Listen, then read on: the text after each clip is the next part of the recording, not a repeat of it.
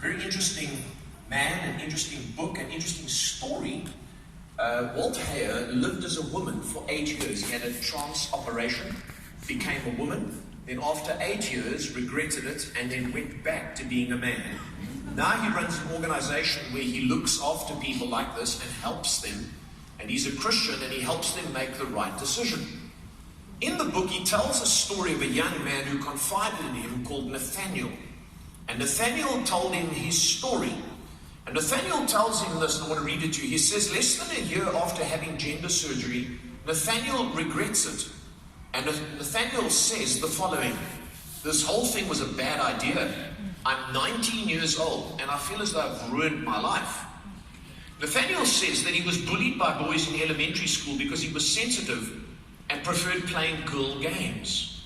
When he was a bit older, he discovered internet pornography, heard about transgenderism, and as he says, I convinced myself that what I was. He started seeing a doctor a week after his 15th birthday.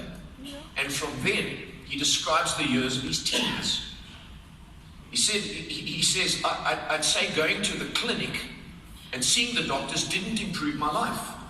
From then on, he says, I slowly detached from everything until I was just staying home, playing video games and going on the internet all day. I stopped reading, drawing, riding my bicycle. I surrounded myself in an echo chamber that supported and validated my poor decisions, because the others were also, unfortunately, stuck in that pit too.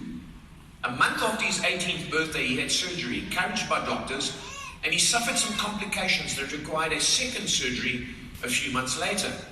And he had facial surgery to feminize his appearance. 9 months later, he says, now that I'm headed from the surgeries, now that I'm healed from the surgeries, I regret them. The result of the bottom surgery looks like a Frankenstein hack job at best. And that got me thinking critically about myself. I turned myself into a plastic surgery facsimile of a woman, but I knew I still wasn't one. I became, and to an extent still feel, deeply depressed.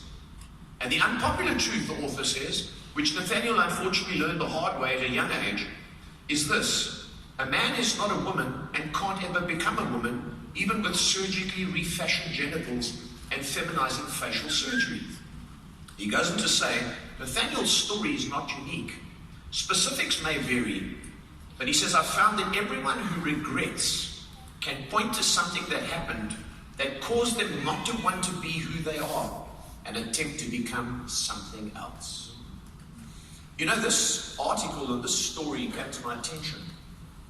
I realized something very important, and this is a statement I want to make.